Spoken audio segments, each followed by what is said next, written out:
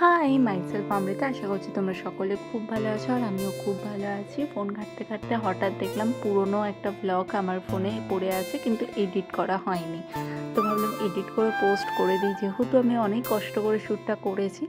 তো যাই হোক, এটা আমার চা আর এটা আমি। তো দুজনে মিলে অনেক আনন্দ করি যখনই আমি বাড়ি যাই। তো ভাবলাম চলো আজকে একটুখানি পুরনো বাড়ি থেকে ঘুরে আসা যাক। পুরনো বাড়ি বলতে গেলে সেটা আমার কাছে খুবই স্পেশাল, কারণ আমি বিয়ের পরে প্রথম এই জায়গাতেই এসেছিলাম। তো এখন সেই বাড়িটা নেই, কিন্তু জায়গাটা আমার কাছে খুবই প্রিয়। এই যে পুকুরটা, এই পুকুরটার পেছনে একটা বাগান আছে, আর এই সামনে বাড়িটা ছিল, বাড়িটা এখন ভাঙা হয়ে গেছে। তো যাই হোক, এখানে এসছি, এসে আমি গাছপালা দেখছিলাম যে কি কি আছে, কি সবজি নিয়ে যাওয়া যায়। তো সেই কারণেই আসা।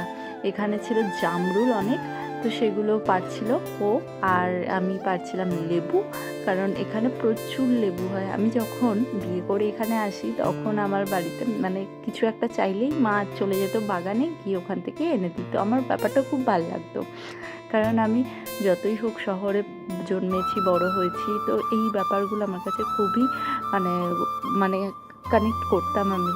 তো তারপরে ওখান থেকে লেবু টেবু নিয়ে এসে আমি এখানে এসে একটা ভিডিও শ্যুট করার জন্য রান্না করছিলাম। অ্যাকচুয়ালি বাড়িতে তো রান্না হয়ে গেছে, বাবা মারা খাবে বলে, আর আমাদের একটা ইনভিটেশন আছে, সেখানে যাব, খাবো। তো তার জন্য আমরা এখানে শ্যুটের জন্য ভিডিওটা করছিলাম। তো খাওয়া দাওয়া করে আমরা বেরিয়ে পড়েছি, এবার বাড়ি যাব। তো বাড়িতে গিয়ে আজকে একটু প্ল্যান আছে, আমরা সবাই মিলে একটু ঘুরতে যাব। আমরা সবাই বলতে আমরা 3 বউ মিলে ঘুরতে যাব। 3 বউ বলতে আমরা দুজন আর আমার মামা শ্বশুরের বড় বৌমা।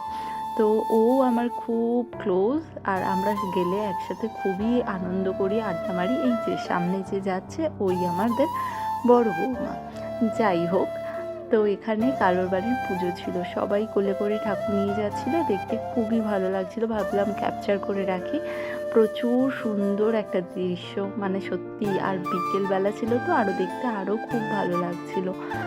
তো এখন আমরা যাব চণ্ডীপুর, 3 বউ মিলে একটু ঘুরতেই যাব। কোনো কাজ নেই, টুকটাক কেনাকাটি আর খাওয়া দাওয়া করতে আর ঘুরতেই যাব। আর বিকেলবেলা এত সুন্দর লাগছিল, পুরো পরিবেশটা সত্যি খুব ভালো লাগছিল, গ্রামের পরিবেশ, আর সাথে সব পছন্দের প্রিয় মানুষগুলো। তো যাই হোক, এখানে আমরা অনেক গল্প করতে করতে যাচ্ছিলাম, হাসি মজা করতে করতে যাচ্ছিলাম। অ্যাকচুয়ালি যাওয়ার রিজনটা হলো যে আমার ঘরে কিছু জিনিস কিনতে হবে, কিন্তু সেইগুলো কেনার জন্যই যাচ্ছিলাম, কিন্তু সত্যি বলতে গেলে কিছুই পাইনি আর কিছুই কিনিনি। শুধু আমরা গেছি, খেয়েছি, ঘুরেছি আর চলে এসেছি। তো আর এই যে মন্দিরটা, এই মন্দিরটা যখনই আমরা বাড়ি যাতায়াত করি এত ভালো লাগে দেখতে, মানে সত্যি নতুনই হয়েছে আর খুবই সুন্দর মন্দিরটা। তো এটা দেখতে দেখতে আমরা পৌঁছে গেছিলাম, আর ওখানে গিয়ে তো মানে সারাক্ষণ ঘুরতেই বেরিয়ে গেছে আমাদের সময়।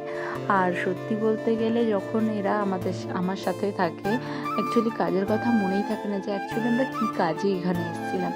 তো প্রথমেই আমরা একটা রেস্টুরেন্টে ঢুকেছিলাম, এখানে একটু খাবার অর্ডার করেছিলাম, কারণ হালকা হালকা খিদে পাচ্ছিল। আর এখানে এই যে মহারানী জ্ঞান দিচ্ছিল কিছু একটা, আর এ পুরো জ্ঞানটা ভালো করে শুনছিল। মানে সত্যি কথা, মানে আমরা কি যে করি, আর এখানে আমি হাসছিলাম। যাই হোক, এখানে এইসব আড্ডা আলোচনা চলতেই থাকে, সারাক্ষণই এগুলো চলতে থাকে, আর আমি এখানে সবার মধ্যেখানে হ্যাঁ হ্যাঁ করে হাসছিলাম। তো তারপরে একটুখানি নাটকও করছিলাম, আর আমার পাশে তো জেনে বসে আছে, সারাক্ষণ কপি করে। তো যাই হোক, সেগুলোই করছিল এখন।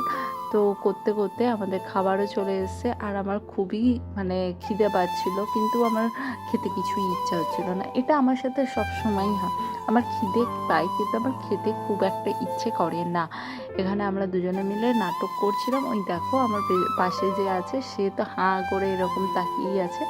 তারপরে আমাদের খাবারও চলে এসেছিলো, এখানে অর্ডার করা হয়েছিল পকোড়া আর লস্যি। তো যাই হোক, আর পকোড়াটা খেতে খুবই ভালো ছিল, খেয়ে দিয়ে আমরা আবার বাড়িই চলে গিয়েছিলাম। যাই হোক, টাটা।